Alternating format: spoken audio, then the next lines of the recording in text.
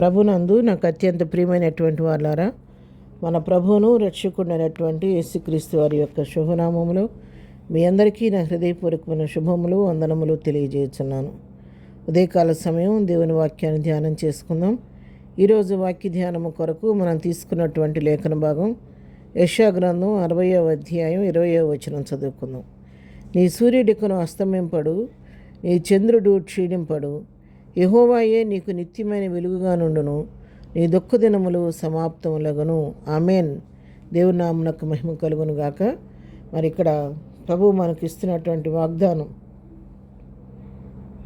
యెహోవాయే నీకు నిత్యమైన వెలుగుగా ఉంటాడు, నీ దుఃఖ దినములు సమాప్తములగును.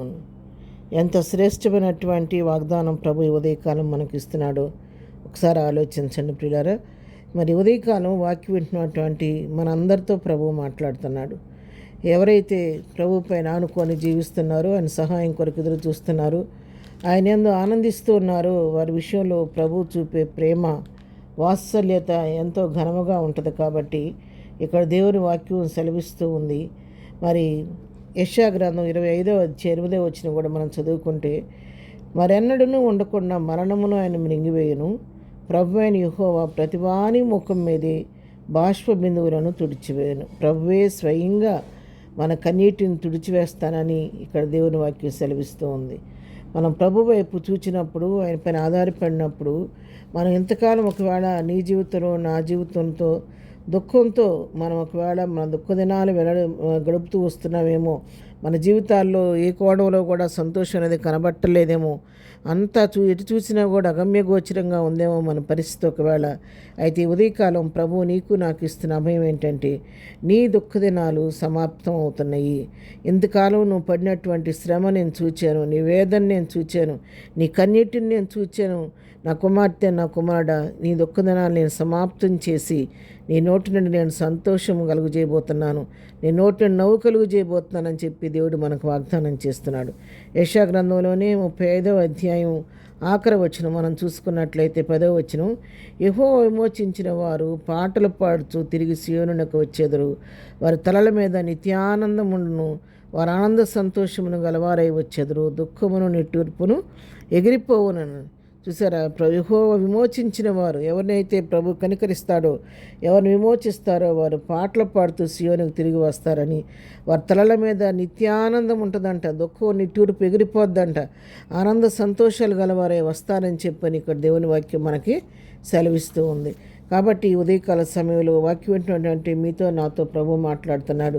మీరు ఏ స్థితిలో ఉన్నప్పటికీ, కృంగిన స్థితిలో ఉన్న, మరి దిక్కులేని పరిస్థితిలో ఉండి ఆదరణ లేక కొట్టబడుతున్న పరిస్థితులు ఉన్నప్పుడు కూడా ప్రభు నీతో మాట్లాడుతున్న మాట ఏంటంటే, ఇంతకాలం నువ్వు పడిన శ్రమను వేదన నేను తీసివేసి నీకున్న దుఃఖాన్ని నిట్టూర్పును తొలగించేసి దాని స్థానంలో నీకు నిత్యానందం నేను కలుగు చేయబోతున్నానని చెప్పి దేవుడు సెలవిస్తూ ఉన్నాను. మరి యెషయా గ్రంథంలోనే 51వ అధ్యాయం 11వ వచనంలో కూడా అవే మాటలున్నాయి.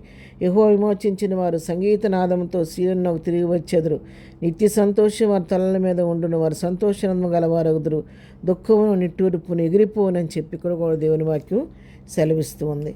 కాబట్టి మనం దేని విషయంలో కృంగిపోవద్దు. ఇక నా జీవితం ఇంతేనా, ఇక నా జీవితం అంతా ఈ కష్టాలు కన్నీళ్ళతోనే నా జీవితం గడపాలా అని ఒకవేళ మీరు బాధపడుతున్నారేమో. లేదు, ఒక పీరియడ్ ఉంది, ఆ పీరియడ్లో టెస్టింగ్ టైం ఇది. నువ్వు టెస్టింగ్ పీరియడ్లో ఉన్నావు కాబట్టి కొంత నీకు జీవితంలో శ్రమ కలుగుతున్నప్పటికీ మొబ్బిడిపోయినట్టుగా ఆ శ్రమ అంతా తొలగిపోయి దేవుడు నీకు తిరిగి నిత్యానందాన్ని, సంతోషాన్ని ప్రభు నీ జీవితంలో కలుగు చేయబోతున్నాడు.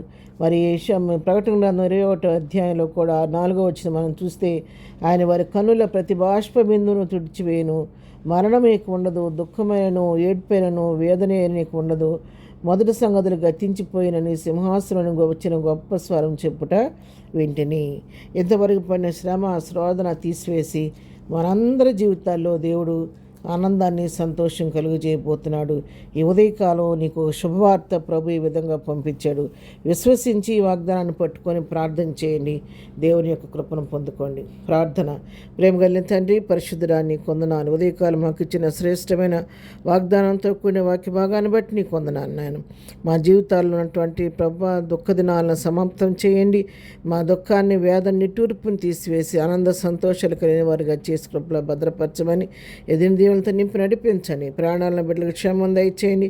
బర్త్డే మ్యారేజ్ చేసుకునే బిడ్డలకు నీ కాపుదల ఆశీర్వాదం దీవెన దయచేసి ప్రతి బిడ్డకి ఈ దిన దీవెనలతో నింపి నడిపించమని యేసునామంలో ప్రార్థించి అడిగి పొందుకొని ఉన్నాము తండ్రి. ఆమెన్. ప్రభు కృప సదాకాలము మనందరికీ తోడయుండి నడిపించును గాక. ఆమెన్.